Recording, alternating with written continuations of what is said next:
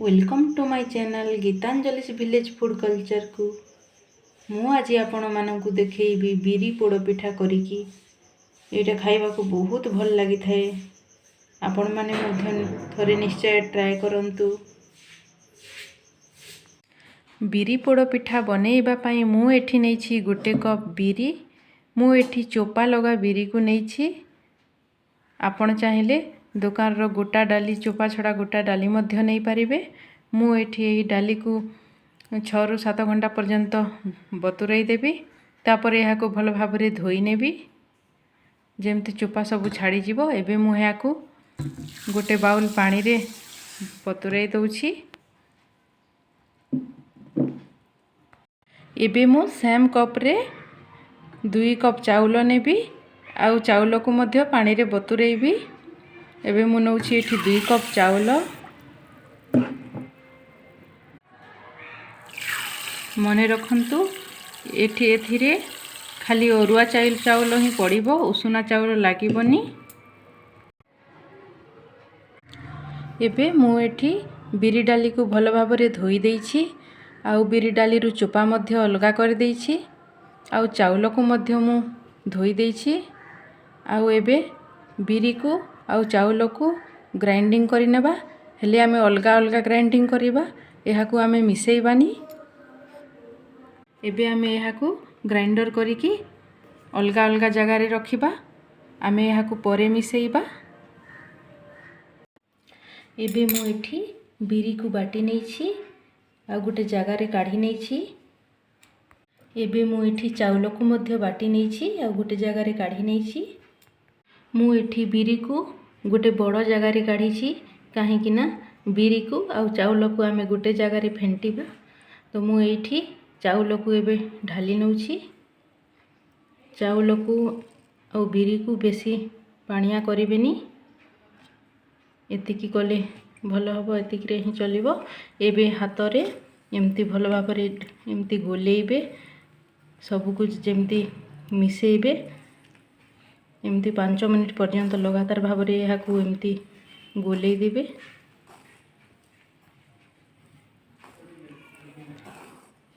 एबे मु एठी बिरी आउ चाउल रो बटा को भल भाबरे मु मिसेइ देइछि।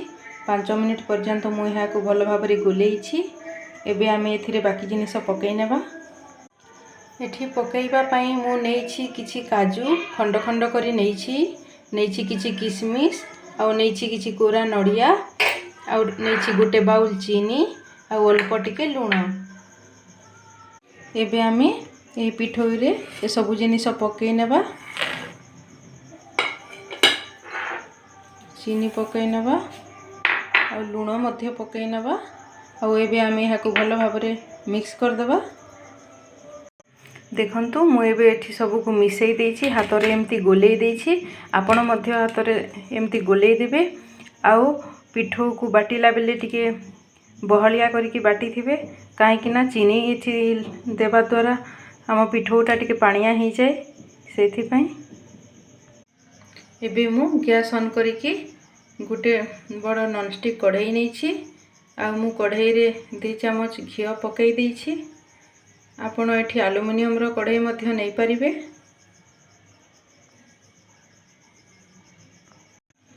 एबे घी गरम हे गलानी। मु एथिरे गोलेई की रखिथिबा पिठो को एठी देई देबी। एबे मु एठी सब पिठो को ढाली देइछि। एबे मु कवर घोड़ेई देबी। आधा घंटा पर्यंत आमे एमती घोड़ेई की रखिबा, मझिरे खोलिबानी। आधा घंटा परे आमे चेक करिबा। आउ तापरे तल साइड होई जाइथिली आमे आ गोटे साइड को उलटाई देबा। मु एबे कवर घोड़ेई दउछि। एबे आधा घंटा होई गलानी। चलंतु आमे घोटणी खोली की देखिबा। देखंतु आम बिरी पोड़ पिठाटी केमती हेइछि, केते भल भाबरे फुली जाइछि। देखंतु एबे आमे एथिरे 2 चम्मच घी पकई देबा। आउ उलटाई देबा। तलपटे एटा भल हेइ जाइछि भल रे। एबे मु एठी 2 चम्मच घी पकई दउछि।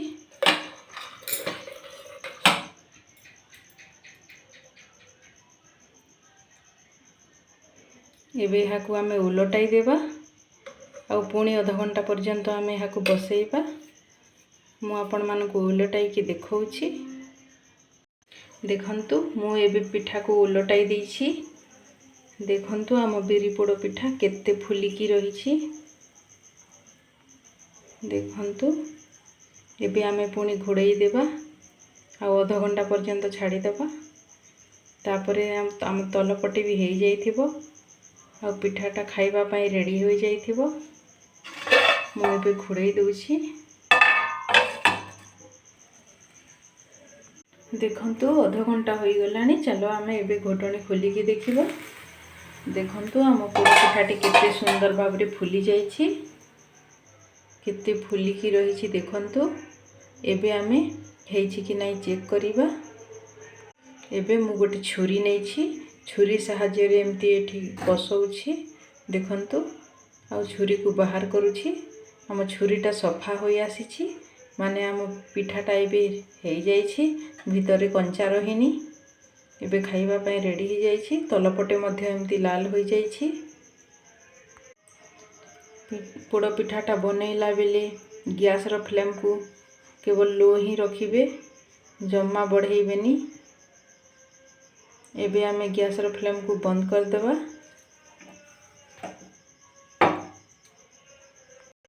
एबे आमे एही बिरी पोड़ पिठा को ठंडा हेबा को छाड़ी देबा।